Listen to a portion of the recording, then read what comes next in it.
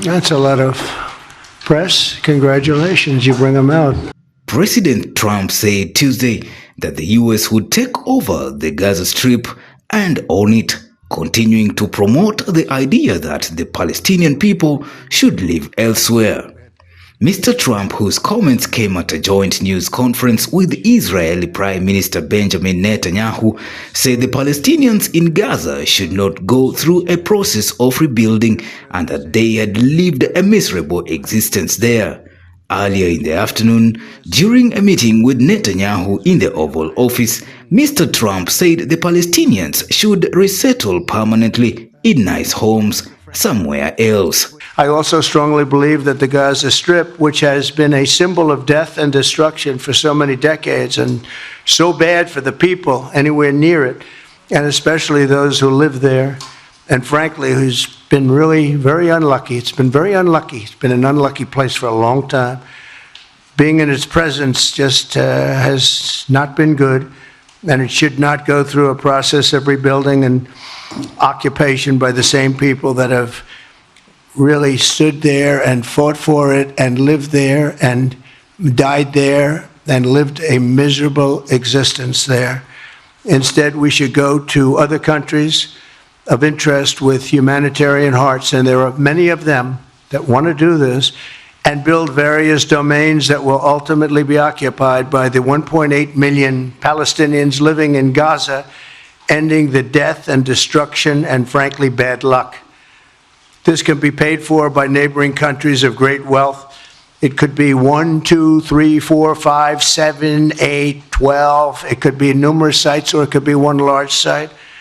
But the people will be able to live in comfort and peace, and we'll make sure something really spectacular is done. They're going to have peace. They're not going to be shot at and killed and destroyed like this civilization of wonderful people has had to endure. The only reason the Palestinians want to go back to Gaza is they have no alternative. It's right now a demolition site. This is just a demolition site. Virtually every building is down. They're living under fallen concrete that's very dangerous and very precarious. They instead can occupy all of a beautiful area with homes and safety, and they can live out their lives in peace and harmony instead of having to go back and do it again. The U.S. will take over the Gaza Strip, and we will do a job with it too. We'll own it and be responsible for dismantling all of the dangerous unexploded bombs and other weapons on the site, level the site and get rid of the destroyed buildings, level it out, create an economic development that will supply unlimited numbers of jobs and housing for the people of the area. Do a real job, do something different. Just can't go back. If you go back, it's going to end up the same way it has for 100 years. I'm hopeful that this ceasefire could be the beginning of a larger and more enduring peace that will end the bloodshed and killing once and for all. With the same goal in mind, my administration has been moving quickly to restore trust in the alliance and rebuild American strength throughout the region. And we've really done that. We're a respected nation again. A lot's happened in the last couple of weeks. We are actually a very respected nation again. Netanyahu, who is the first foreign leader to visit Mr. Trump during the second term, said of the president's idea, quote and unquote, "We are talking about it. He's exploring it with his people, with his staff. I think it's something that could change history, and it's worthwhile really pursuing this avenue."